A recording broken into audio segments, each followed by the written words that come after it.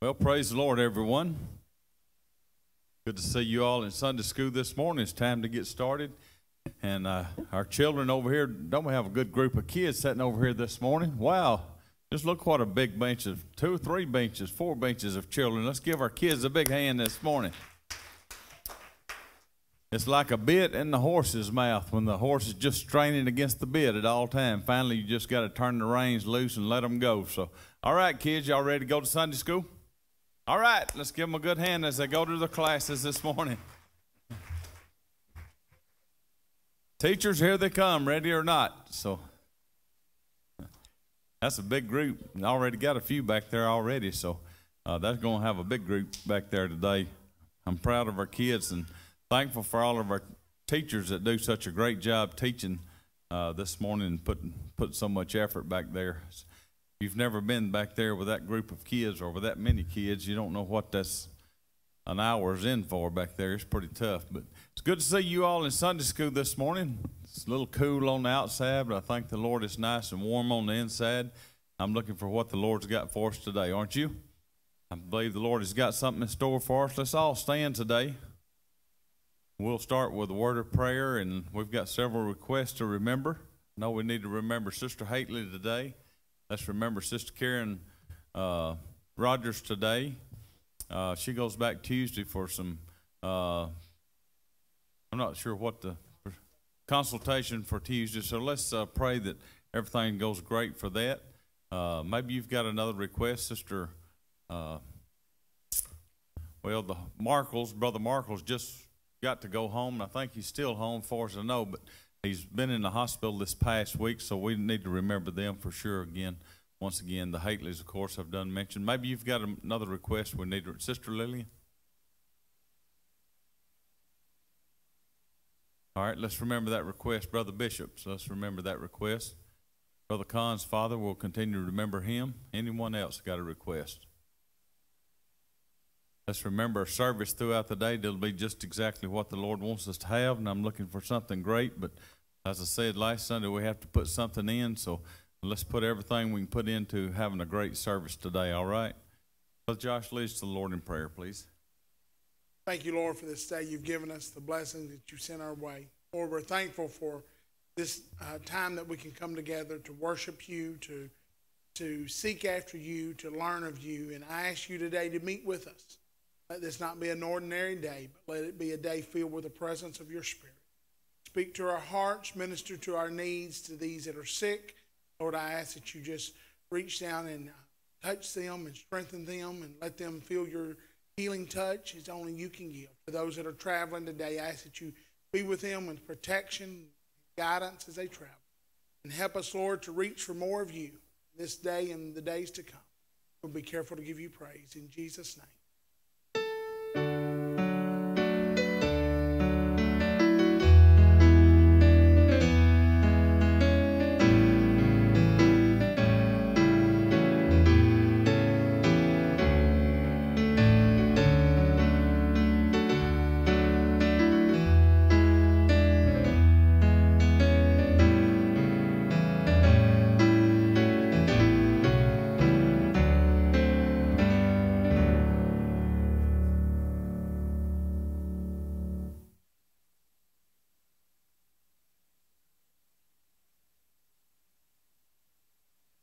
All right, if you got Sunday school money, Sunday school offering this morning, get your money out. These nice gentlemen, and Joe's going to take up your money today.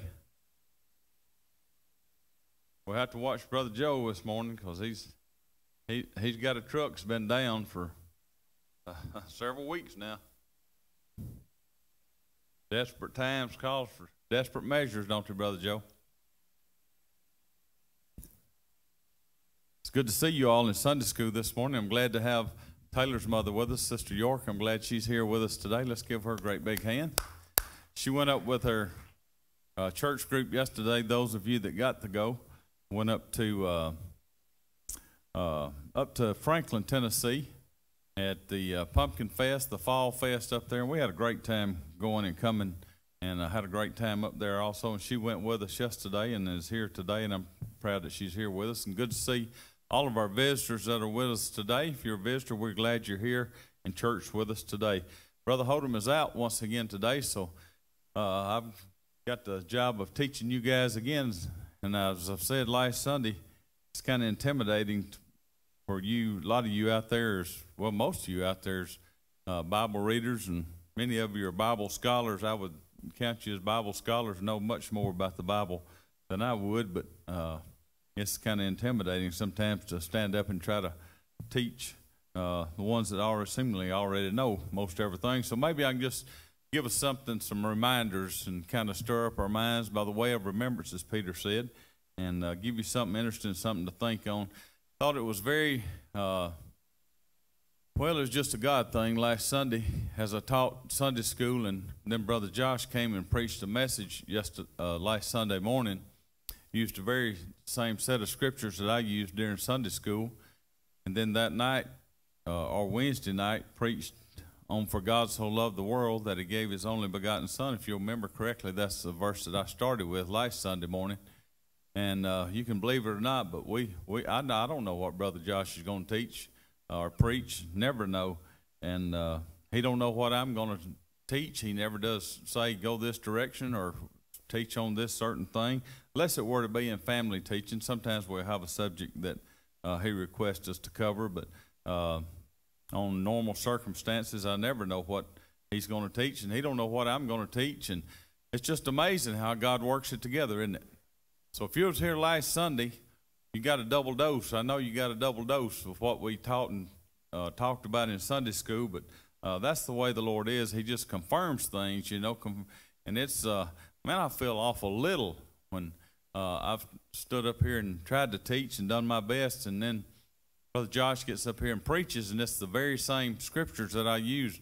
I think, Lord, you was talking to little me. Now that's kind of amazing thing that the Lord still talks to his people, isn't it? But now he does. He still talks to his people. And well, let me just get into part of my lesson this morning. I say we're quickly approaching the end, in my opinion. I believe we're getting close to the end of time. And I know people have said this before, even when we were growing up, that we're getting close to the end of time, but surely the signs are pointing in that direction more than ever before. To me, it's just the signs are all around us. And I know many times our human nature, many times that the race is started with a lot of zeal and a lot of energy, but when we get toward the end of the race, seemingly for some reason or another, people start falling by the wayside, you know, or start falling out of the race, and some quit because they maybe don't think it's worth the effort, or some get out for just, I don't know if you know about anything about a marathon, but they condition themselves for a marathon. They have certain diets that they eat weeks before, and they run weeks before to get their body conditioned for the run. And so maybe some people has not done that. Others drop out just because maybe the race seems too long. There is a lot of distractions on this race, and maybe they get caught by the distractions. But this is not a sprint that we're in. This is a long-distance race. This is more like a marathon. And it worries me when I see people start the race, and they're so energetic, and you think, well, they're fixing to conquer the world. And then in about a month, you don't even see them no more. And you wonder where they went. You know, with all that energy, what happened to them? I don't know. I can tell you this. We may not all live to see the second coming of the Lord. I don't know when the Lord is coming. But I can look back over my shoulder and tell that I've got more behind me than I've got in front of me. I don't have as many years as I've already lived, and some of you are the same way. But no, I'm 55 years old, and I know I'm probably not going to live to be 110 years old. More than likely not going to be 110 years old. Probably, you know, if I'm lucky, I'll get maybe another 25 or 30 years if the Lord blesses me that way. But what I'm saying is the race, whether the Lord comes back again for some of us, the race is shorter now to the finish line than it's ever been. There's only a short distance left for many of us. And we don't need to get discouraged along the way, but we need to run with more vigor and more pace than we've ever run because the race is so nigh to the end. I I look today, and when I look, I see saints that are becoming weary in their travels. Not everyone, but I see weariness on different people's face for different things. It may be the outside stress of the world, the pressures of the world. I don't know what it is, but it just seems like it's a harder struggle now for some folks to live for the Lord than it used to be. I don't know whether they're not putting their whole heart into it, and it will take your whole heart being into it. I'm not sure what the deal is, but I really believe we're in the home stretch, don't you? I really believe this is the final round that we're into. It's like a boxer. When he gets close to those final rounds, his arms are heavy, and he can't hardly pull his arms up again. But to the ones that just keep getting up and keep going, they're the ones that win. They're the ones that win the race. And Paul said that don't let the weight or lay aside those weights and the sins that so easily beset us, and let us run the race with patience. And running and patience don't seem like two things that go together. When you're running, it seems like you don't have the patience, or if you're just sitting back with patience, it don't seem like you're doing much running. But this is a marathon race. This is a long distance race that we're running, and the church needs to see us marching on. The young folks are dependent on seeing us keeping on going. Now, you may not realize it, but the young folks are looking up to you. To see what you're doing, see what you're going to do, and how you're going to make it. And we've got a lot of people depending on us, folks, to keep going and to keep running this race. I don't believe we need to look to the right or to the left, but keep our eyes focused straight ahead, and keep on the race just like we're going. I talked last Sunday about the faithfulness of God, and I believe He is faithful to man. I believe He'll keep His promise. Over 300 promises in the Bible. 300, and there's never one that He don't keep. There's never one. He's 100%. So as long as I believe we've got our hand in His and ours, we can make it, don't you? I believe we can make it. So let me start this morning on our lesson, our scriptures that I want to talk to us about, and we'll start in Micah chapter 7 and verse 1. Micah chapter 7 and verse 1, and if you want to read along with me, I gave these scriptures to Sister Connie and Brother Chris, and I thank you for helping me out this morning. Starts out, woe is me, for I am as when they gathered the summer fruits, as the great gleanings of the vintage. There is no cluster to eat, my soul desireth the first striped fruit. The good man is perished out of the earth, and there is none upright among men. They all lie in wait for blood. They hunt every man his brother with a net. Now, Micah's in a bad condition right here. Hey, he is the prophet, and he is a prophet of God, but now he's in a bad mental state right here. Because he said, I went to the vineyard to gather grapes. I had my mind so set on getting some grapes, and those plump grapes, and pulling those off the vine. And when I got there, it looks like the gleaners are done come through. Nothing there but vines. There's no fruit there. And then he just gets in the worst shape as he goes. Says every man is turned wrong. There's nothing right. Everybody's out with a snare. And, we have to be careful with this, folks. Or we start looking at the bad things of life and the bad things of the world. We automatically think that everybody's that way. Well, everybody's not out to get you. Yeah, there's still some honest people in the world. There's still some good folks in the world. And we got to look past all of these things that's going on. But that's what Micah was doing. And the devil will display this to us in such a negative way that we get discouraged on our trip and on our journey if we're not very careful. Now let's look at verse 3. That they may do evil with both hands earnestly. Now he's still in a terrible shape here. The prince asks us, and the judge asks us for a reward. In other words, everybody's dealing on the table against me. That's what Micah is saying. And the great man, he uttereth his mischief desire, so they wrap it up. The best of them is as a briar. In other words, the best one out there is still just like a thorn in the flesh. They get on my nerves all the time. The most upright is sharper than a thorn hedge. The day of thy watchman and thy visitation cometh, now shall be their perplexity. And he still ain't through crying about this. trust ye not in a friend. Well, now there's friends that you can trust in. But Micah can't see nothing but just gloom and despair right in front of him. There, trust ye not in a friend, put ye not confidence in a guide. Listen to this. Keep the doors of thy mouth from her that lieth in thy bosom. In other words, you can't even trust your wife no more. Now, he's in a bad shape.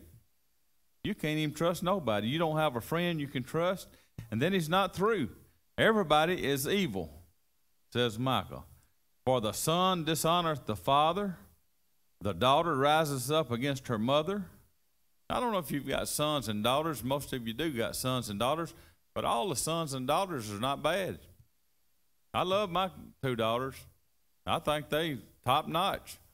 And you probably love your kids and think they're top notch. But here's Micah saying, for the son dishonoreth the father. The daughter rises up against her mother. And he's not through yet. The daughter-in-law against her mother-in-law. I had a great mother-in-law. Some of you may not have such great mother-in-laws. But I had a great mother-in-law. She loved me more than she did Jean and Tammy.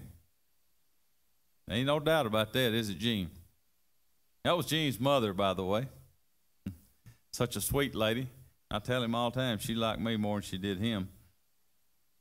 But the daughter rises up against her mother, the daughter-in-law against her mother-in-law. A man's enemies are the men of his own house. Now, he's covering everybody he can think of.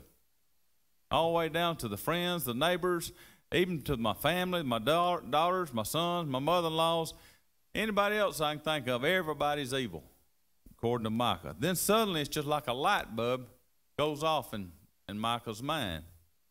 And he says, therefore I will look unto the Lord. I will wait for the God of my salvation. My God will hear me. All right, Micah, you're doing a little better now. And then verse 8 is the verse I want to talk about this morning. It says, rejoice not against me, O mine enemy. When I fall, I shall arise. When I sit in darkness, the Lord shall be a light unto me. Rejoice not against me, O my enemy, when I fall, because I will arise. This is the subject that I want to talk to you this morning on. It ain't over until it's over. It ain't over till it's over. Can everybody say that? It ain't over until it's over. It ain't over until it's over.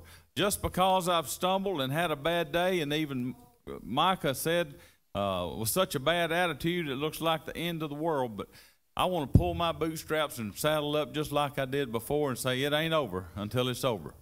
It ain't over until it's over. Let me look at one more verse, and that's in 2 Kings chapter 7 and verse 3. 2 Kings chapter 7 and verse 3. I'm going to get one verse here. And it says, and there were 4 leprous men at the entering in of the gate. And they said one to another, why sit we here until we die? Now this is what I want to ask you this morning. Are we just going to sit here until we die, or are we going to keep going in this race? Are we going to keep going, or are we just going to sit here till I die? I'm going to keep going, folks. It ain't over till it's over. I believe God will have a people, no matter what the evil the world does and the way it looks on the outside, God will have a people that he comes back for, and there will be a holy, righteous people here waiting on his return. There will be somebody looking for him. Why not let it be us? Why shouldn't it be me that's ready when the Lord comes back? I'm going to be ready. I believe that there ever was a time for Christians to take a backbone and stand up. It is now. Now we've cowered down long enough, folks, and we've let things come in and said, well, we'll let them have this. We'll let them, maybe this is not too bad. We'll let them have this, and maybe they'll be quiet. But the devil's not going to be quiet. He's not going to quit until he takes over. So if there ever was a time, folks, for Christians to take a backbone and draw a line in the sand and say, devil, this is it. I ain't backing up no further. I'm not going any further. You've took the last family member you're going to take from me. I'm not backing up anymore, devil. You're not getting that one. I believe it's time to say, devil, it ain't over until it's over. We've still got a horse in this race. What makes a man or woman after he's been slapped down by the trials of the world look up and say, I'm going to keep on going? Shake the dust off of their feet and keep on going. as long as there's breath in this body, I'm going to trust the Lord, aren't you? Job's life was going pretty swell. If you look in the book of Job, and he said he just had lots of things. He had wealth, he had things going for him, and he was, the Bible said that he was good. He was perfect in his generation. He was an upright man. And seemingly to look on the outside, you think, well, Job has got it made. And he did have it made. I mean, he was doing good. He eschewed evil. He trusted the Lord, and he eschewed evil. And then the servants of Satan came to the servants to God. And if you'll notice, the devil didn't bring up Job. It was God that said, Mr. Devil, have you considered my servant Job? It was God that brought that up. And the devil said, oh, yeah, I've already looked. I've already checked him out.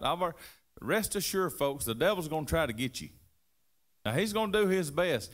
If there's a price that can be paid, he's going to come up with it. He's going to find out what it's going to cost to get you, and he's going to be after you.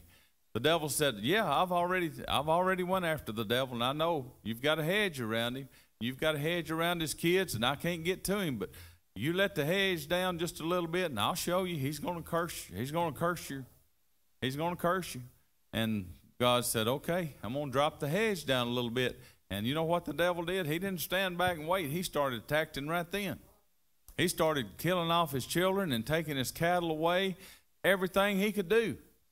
And the next time when the servants of Satan came before God, and you know the devil didn't bring that up, that he had already attacked Job. It was God once again that said, hey, buddy, have you considered my servant Job? Oh, yeah, but, you know, people's going to serve you even if they lose everything they got. But if you'll let me attack his body, well, you know, a man's health, a man's body, that's what's so dear to him. You let me get to that, and he'll curse you. You know what the Lord said? Go at it. Just don't take his life. Now, a lot of times we see things coming into our life, and we see Satan's attacks on it, and it is Satan's attacks, but you know he can't attack you unless he has permission of God. He really can't. So here goes the devil, and he attacks Job's body, and Job is just in a terrible shape. He's covered up with boils from his head down, and his wife finally says, Job, you're in such a miserable shape. I love you, but I just hate to see you in that kind of shape. Go ahead and curse God and die and get yourself out of this. You're in a horrible mess, Job. And Job said, though God slay me, I'll trust in him. It ain't over till it's over, folks. Though God slay me, I'm still going to trust in him. I know my Redeemer liveth. That's what Job said. I know that my Redeemer liveth. And the skin worms may destroy this body, but in my flesh I'll see the Lord. That's exactly what Job said. It's not over until it's over. You know, from what I can find out from history of Job, that trial lasted approximately 9 months. That's what I can find out from history, that the Job of trial lasted approximately 9 months. You know, after that trial was over, he never lost another kid. He didn't have another one, just all of his kids die all of a sudden. He didn't lose cattle no more. After he came through that trial, look at what Job did. He just gained double of what he had before. He only 9 months of his life. There's a certain mentality that goes with people that are winners. Now, I have noticed this through my life, and especially through my business life. There's a certain mentalities that winners have in their mind, and it's hard to describe what it is. We was interviewing people to start up a new company, and we were interviewing different managers, and some of them I already knew, some of them I had never met. But I got to noticing that drive and that determination and that perseverance that I seen in one, I seen it in the other one. And I realized that the guy that was working with me, that's the kind of people he recruits. It's winners, people that's got the winner mentality. We went and interviewed a lady in Amory, Mississippi, and I didn't know her or never met her before, and we sat down and had lunch, and after we got through with lunch, and she went ahead and went back to her office, and we were talking about if we was going to present a package to her and hire her. And I told Chris, I said, I see in her the same drive that we've got in these 10 other folks that we've just hired. She's got that same determination in her mind. She's got that same winner's mentality that I'm not going to be beat. I'm going to be the winner. I'm going to be the overcomer. Do you know what the Bible says? That we are overcomers by the blood of the Lamb and by the word of our testimony. People that know how to win don't associate themselves with losers all the time. They associate themselves with winners. And they don't talk a losing conversation, but they talk about winning. They talk about, this is how I overcame. That's the way that you're going to be an overcomer, is by the word of your testimony. In other words, you're going to tell about the trials that you went through back down the road. But let me tell you what I done. I hung on to the Lord and I overcame them things. It ain't over until it's over, folks. It ain't over until it's over. I don't know what we'll look like when this thing is all said and done, but I know this for sure, that I plan on staying in the race, don't you? I'm not looking to quit. I'm not looking for a reason to quit, but I'm looking for every reason to go on. I'm looking for every reason to go on. When we started our second company, and people were telling me, and I was telling different ones, I said, well, I'm fixing to take on another venture here at 54 years old, or ever how old I was at that time. And I was getting things from people like, you know what this is? You know this is going to take a lot of toll on you. I said, yeah, I know that. You know there's going to be a lot of late nights. I said, yeah, I know that. You know there's going to be, you pretty much got it made now, is what I heard a lot of folks say. Well, they just didn't know, but, you know, everybody looks like the other person's always doing great, you know, from the other person's standpoint. And I heard, you know, it's you're going to have a lot of days. You're going to have to work a lot of hours, man. I know that. You're going to have a lot of miles. You can put a lot of miles on that new truck you got. Sure have. I got nearly 44,000 on it already. I know I'm going to put it. There's going to be a lot of days where you sit down to eat lunch, and just as you sit down, the phone's going to ring, and you got to get up and take care of business. And you're going to walk off from lunch, or wind up eating a bite or two of a cold lunch and go. There's going to be days like that. There's going to be days of discouragement and days of ups and downs when things look like it's all going great, and days when things look like it's all on the bottom. And people were telling me that, and I said, somebody finally told me, said, do you know what it's going to take to make this work? I said, look, I don't know what it's going to take.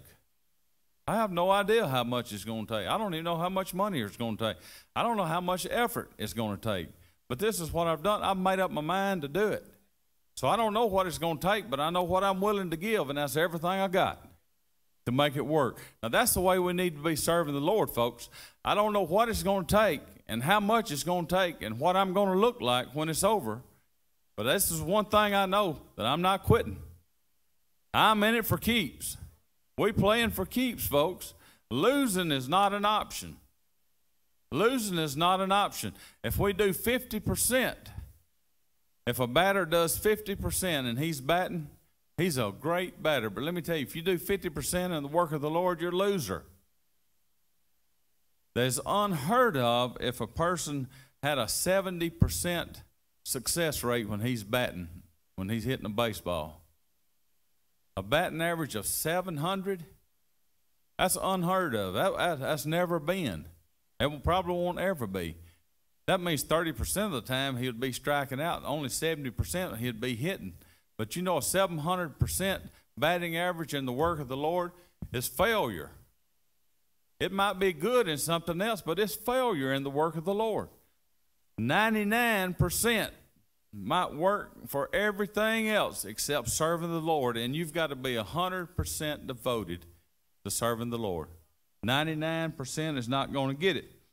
Let me tell you a little story. I told you last Sunday I like to tell stories, and not lies, but stories. This is a story, and this is a story of a little boy. His name was Lawrence Peter Barra. He was born in a small Italian neighborhood just outside of St. Louis, Missouri. He was born to two Italian immigrants. He started off on the low end of the totem pole, didn't he? His father came over first, and then later his mother got to come over to the United States. He had 3 brothers and a sister. The little boy grew up in a Roman Catholic environment, and he attended St. Mary's High School in St. Louis, where he went until the 8th grade, and then he had to drop out to help his family. Now, this is somebody that's born into a small, poor neighborhood, Italian neighborhood, that really don't have a chance.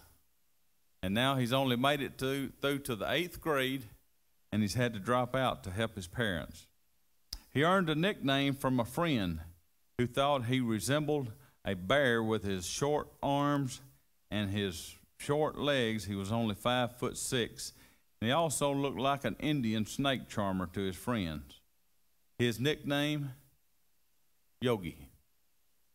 And you're going to know him as Yogi Berra, if you've ever heard of Yogi Berra. Yogi Berra played neighborhood baseball after he dropped out of high school with his friends. His friend was Joe Garriola. And Joe was recognized in the minor league because he continued playing baseball for his school. And Yogi Berra had dropped out, but he still played neighborhood baseball with his friends. And Yogi got to where he could hit the ball. The first time he got up to hit the ball dribbled out to the pitcher's mound, and he was thrown out because his arms was too short. He couldn't swing. So he went to see his friend play one day in the minor league practice, and as he walked up and talked to Joe, the minor leagues of the Yankees thought he was there for batting practice, thought he was one of the guys for batting practice. So they asked him, said, "Son, do you want to step up and try your luck at the baseball?" To which Yogi Berra stepped up to the plate, and the first pitch he slammed it to the warning tracks. And the Yankees organization looked at him closely and said, "Well, we don't have his name on the roster." Joe said, "This is my friend Yogi. I call him Yogi because he looks like a bear." He kept hanging around the minor leagues until 1942, and the Yankees organization finally asked him, said, "Would you like to play for the minor leagues?" And he said, "Sure." This is a dropout boy, dropped out in high school, remember, 8th grade. They offered him $500 to sign up and play for the minor leagues. In 1946, he finally made his debut appearance for the Yankees as he got out of the minor leagues and became the first person to pinch hit a home run. His career continued to flourish with the Yankees until 1965, where he retired as a player for the New York Yankees with a career batting average of .285, 358 home runs, 1,430 batters batted in. As a player, he helped to win 14 American League championships and 10 World Series. He won the Most Valuable Player in 1951, Most Valuable Player in the American League 3 times. He was inducted into the Baseball Hall of Fame in 1972 and is a member of the Major League's All-Century team. Did I mention that he dropped out of school at 8th grade? He wasn't physically made to play baseball. His arms was too short and his legs was too short. He was born into a poor Italian neighborhood. But he didn't quit. He retired as a player and went on to become a coach, signing first with the Yankees and then with the Mets. In 1976, he returned to the Yankees as a head coach. And as a coach, he won 3 consecutive American League titles and back-to-back World Series. This is Yogi Berra, a little Italian boy born to a small Italian neighborhood, poor, poor, poor. If you've ever read anything or studied anything on Yogi Berra, you'll know that he has some things that they call yogi-isms, little sayings that he kind of used in the American language that he took some words and his Italian descent. He didn't really know how to put all the words together, but his words made a lot of sense, and he had these yogi-isms, and one of them was, when you come to a fork in the road, take it. You ever heard that one? It's like deja vu all over again. That was one of his sayings. No one goes to that restaurant nowadays because it's too crowded. This is Yogi Berra talking. Baseball is 90% mental. The other half is physical. A nickel ain't worth a dime anymore. It's some of his sayings. Always go to the other people's funeral, otherwise they won't come to yours. We made too many wrong mistakes. he was eating pizza one time at a pizza place, and he told the waiter, said, cut that pizza in 4 pieces because I don't believe I'm hungry enough to eat 6. He said, it gets late early out here sometimes. You've got to be careful if you don't know where you're going because you're probably not going to get there. That's some words of Yogi Berra. The one I like best, the best that he ever said was in 1973, July of 1973. Yogi Berra was coaching the Mets. For that season, more than half the season was over, and the Chicago Cubs was leading by 9.5 games in the division. After a game that, of course, the Mets lost, a reporter asked Yogi, "What about the season, Yogi?" Yogi said, "Well, it's been a pretty rough season up to now. We've had a lot of people out on injuries, and our pitching don't seem to be going too well." The reporter pressed on and said, your team is way behind the Cubs. Did you know you're nearly 10 games behind the Cubs? Yogi replied, "Yeah, I know that." And the reporter pressed on and said, "Do you think you can catch them this year?" To which Yogi Berra replied, "It ain't over until it's over. It ain't over until it's over." That year they went on and won the National League pennant. And yes, they beat the Cubs out. And yes, they went to the World Series because somebody said, it ain't over until it's over. There is still breath and there is still hope. A winner, when you see a winner, he may not be dressed in a suit like I'm dressed in today. He may be dressed in rugged blue jeans and have holes in his blue jeans. His boots may be about wore out, and his hands may be calloused, and his elbows and knees may be skint from as many times as he fell down. But the one thing you can count on is he got up. He didn't stay down. He got up because it ain't over until it's over. Habakkuk says it like this: although the fig tree may not blossom, neither fruit on the vines, the field shall yield no meat, and the flocks are cut off, and there is no herd in the stalls, yet will I rejoice in the Lord. I will joy in the God of my salvation. The Lord is my strength, and he will make my feet like hinds' feet, and I will walk in high places. There'll be days when there's more sunshine or more rain than there is sunshine, but I believe that the sun will shine again. I believe the sun will shine again. Weeping may endure for the night, but joy comes in the morning. Joy comes in the morning. You've got to be able to go through the tears, the ups and downs, the setbacks, the cutbacks, the criticisms, all the discouragement, and still have the fortitude and made up mind to say it ain't over until it's over. I'm just going to keep going. It ain't over until it's over. Romans 4:16. Let's look at this scripture right quick. Romans 4:16. Therefore, it is of faith that it might be by grace, to the end the promise might be sure to all the seed. Not to that only which is of the law, but to that also which is of the faith of Abraham, who is the father of us all. As it is written, I have made thee a father of many nations, before him whom he believed, even God, who quickened the dead, and called those things which be not as though they were. It don't look possible, but he called them like it's already done. He's seen it and it already happened. Who believed, who against hope believed in hope, that he might become the father of many nations. According to that which was spoken, so shall thy seed be. Abraham was old, and Sarah was past her childbearing years. But God came to Abraham and said, you're going to be the father of many nations. Well, I'm pretty old, Lord. But you know what the Bible said? That he didn't stagger at his promises of God. He didn't stagger at them. He said, my wife is past her childbearing ages, but it ain't over until it's over. Now let's run back to 2 Kings right quick, chapter 7. I know I've got to finish this up, and I've just barely got started. Maybe we can finish this up another time. There was a famine in the land, and it had gotten very serious in the land of Samaria. Women were cooking each other's babies. Can you imagine that? Boiling their babies, eating their own flesh and blood. Terrible times. Horrible times. And Elisha the prophet stepped out on the scene and said, Hear ye the word of the Lord. Thus saith the Lord. I like it when the Lord speaks, don't you? When he says it, you can just take it to the bank because it's a done deal. The Lord, just thus saith the Lord, tomorrow about this time shall a measure of fine flour be sold for a shekel, and 2 measures of barley for a shekel in the gate of Samaria.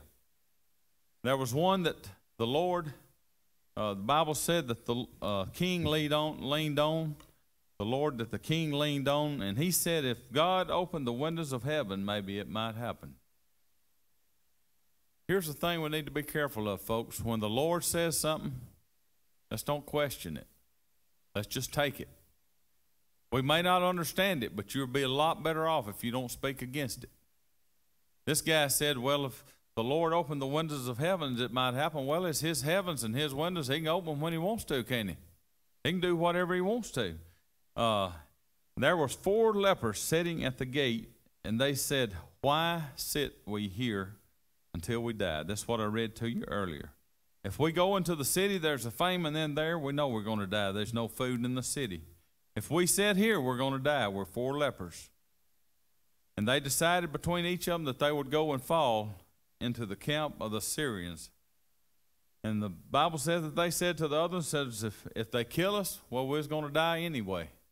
If we go into the Samaria, there's no food there, we're going to die. So really, we ain't got much to lose, is the way the 4 leopard men look at it.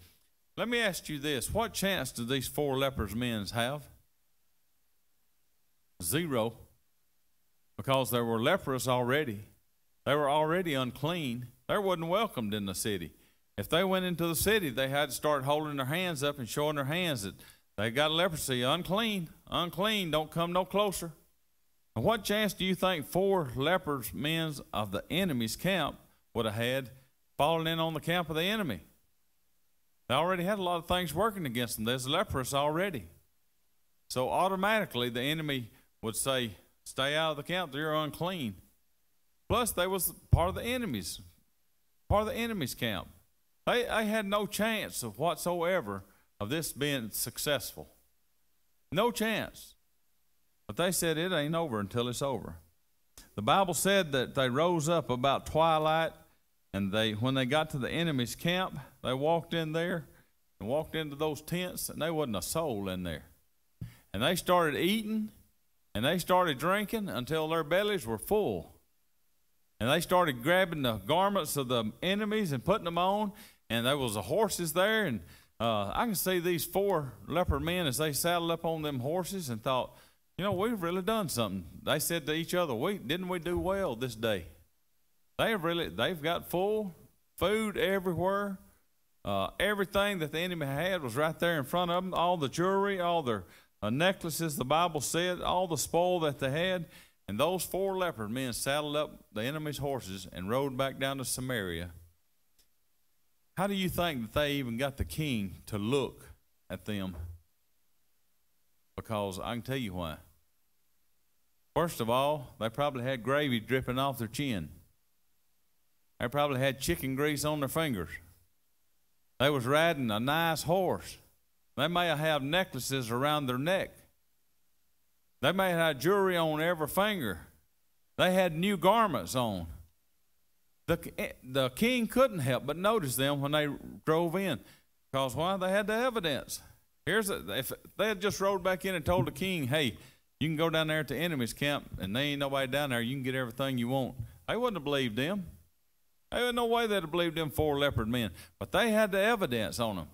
That's the reason that the Bible teaches when you receive the Holy Ghost, you'll have the evidence of speaking in tongues.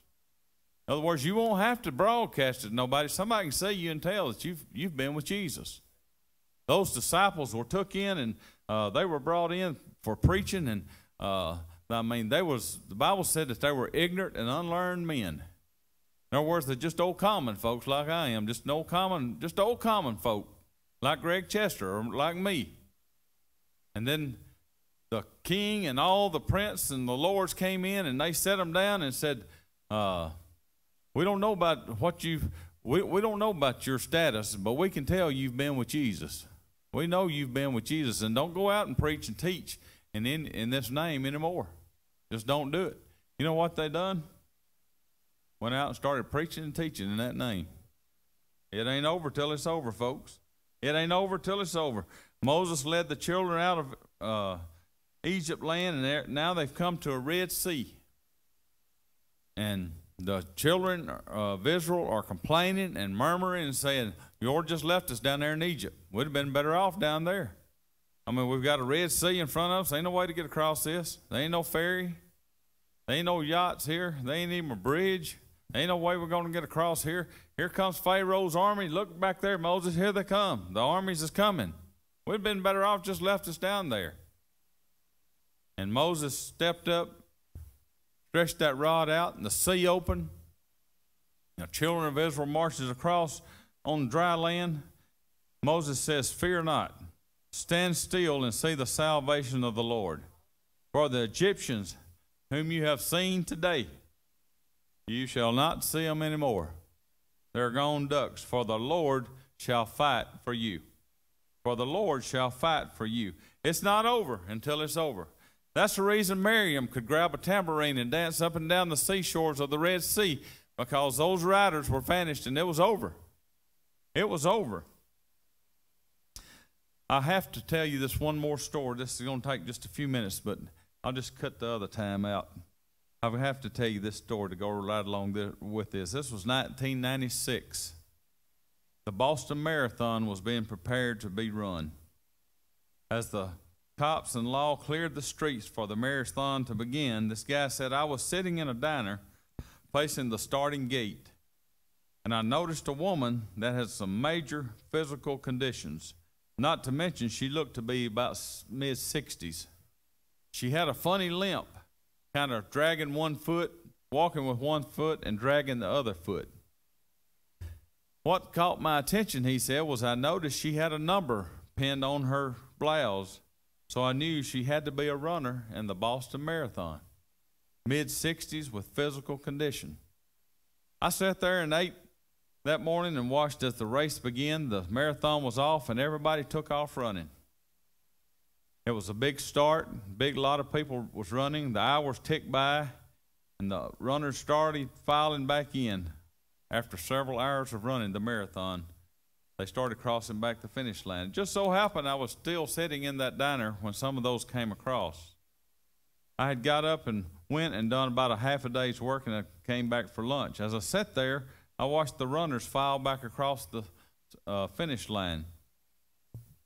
The aid stations had picked up their water and their aid stations, and the race had been declared finished.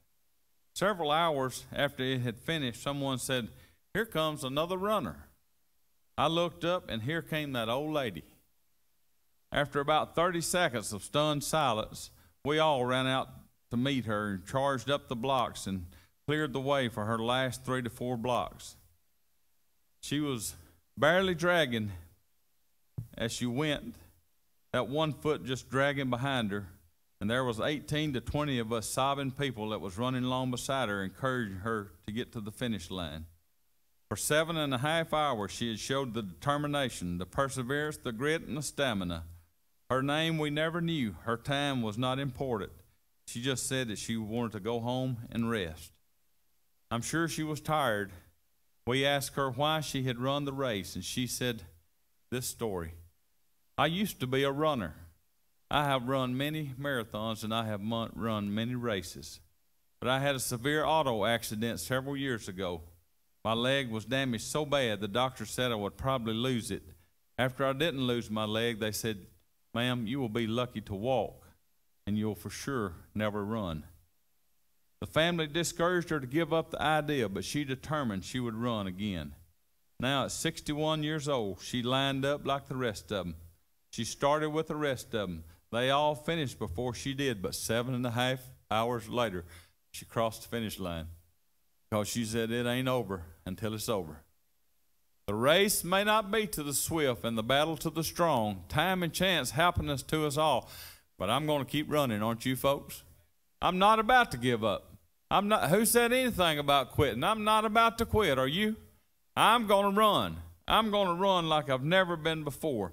the attitude that says it ain't over until it's over. Somebody asked me one time, said, what is grit? Well, I'll tell you one thing, true grit is not. It's not John Wayne saddling up acting like Rooster Cogburn. That's not true grit. True grit is a Christian person that has traveled and went and traveled and went, and when you look at them, they're still plugging along and still just churning along.